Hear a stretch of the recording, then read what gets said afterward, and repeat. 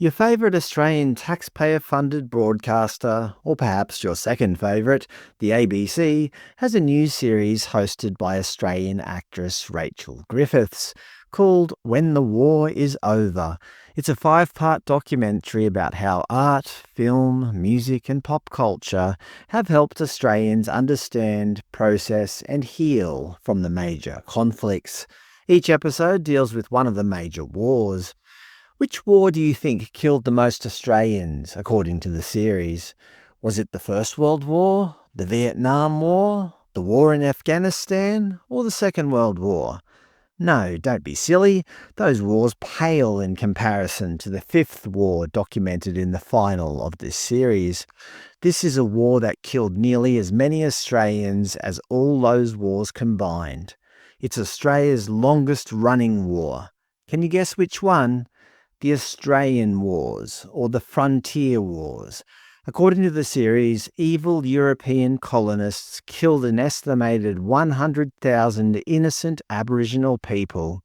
Just to be clear, I'm not here to deny history. Yes, bad things happened during that period, but I'm sure it wasn't entirely one-sided. But you wouldn't know it from this series. Aboriginal people were the perpetual victims, and European colonists were bloody murderers. It's funny, these Australian wars occurred before World War II, yet I would say that most Australians have moved on from those wars. Most Australians don't have anything against modern Germans or Japanese. I think we all realise that modern Japanese people were not the ones that committed the atrocities. I don't blame modern Japanese for what happened during World War II. We can all rationally separate then and now.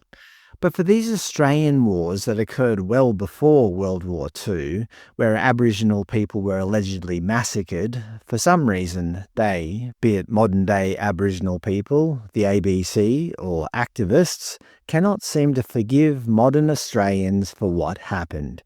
It's like a perpetual case of victimhood being played out. Imagine if we all still went around blaming the Japanese. Oh, the Japanese! Oh, the Japanese! No, most modern Australians have forgiven and moved on. That doesn't mean we can't learn from history, but what's the point of constantly playing the victim, generation after generation? Of course, the ABC documentary starts with the obligatory warning message to Aboriginal people about images and voices of people who have died and content that may cause distress, as if only Aboriginal people could possibly be distressed by this. Place names, such as St Kilda, are introduced with their Aboriginal equivalent, Bunurong. They include plenty of screenshots of European colonists shooting at Aboriginal people, and of course refer to the brave Aboriginal resistance, who were fighting for kin and for country.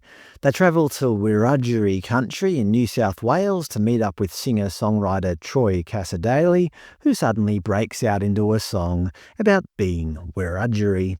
It includes the completely non-racialised lyrics, "Before the white man come."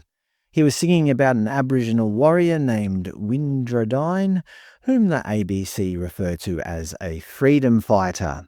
That, I think, is a highly subjective term that depends entirely on one's perspective.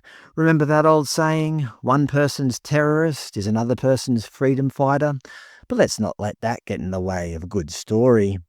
They interview Professor Marcia Langton, whom they describe as an expert in anthropology. She refers to British colonisation as the colonial invasion and commented on the resolve of Aboriginal people, saying, "The striking thing is, even in the middle of the Australian wars, even in the middle of invasion, even while their land was being taken from them, people kept making art." They show a painting of a public execution outside the old Melbourne jail, in which 2 Aboriginal men, originally from Tasmania, were hanged in 1842 for the killing of 2 whale hunters. Apparently, 1/4 of Melbourne's population at the time turned out to watch. However, the documentary points out that they were never given a fair trial, and the judge openly said that this decision was made to incite terror in the Aboriginal population.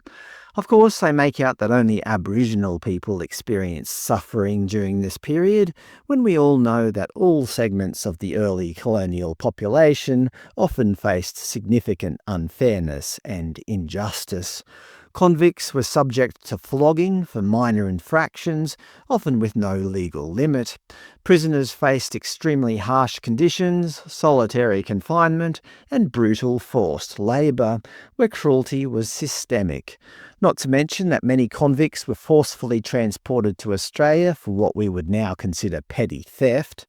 Even free colonists didn't get off scot-free. They essentially lived under autocratic rule, run by a military governor with near absolute power, while wealthy merchants often held monopoly control over essential goods. In the early years, everyone, convicts, officers, and free settlers, suffered from severe food shortages and were on starvation rations. So to make out that only Aboriginal people suffered in colonial Australia is just an outright lie. This documentary is just one big piece of state-sponsored propaganda. They complain that Aboriginal history was erased from the textbooks, yet the ABC in this episode, instead of doing a fair and balanced piece focusing on both sides of the conflict, chooses to focus only on the injustices perpetrated against Aboriginal Australians. They essentially ignore the hardships that European colonists also went through.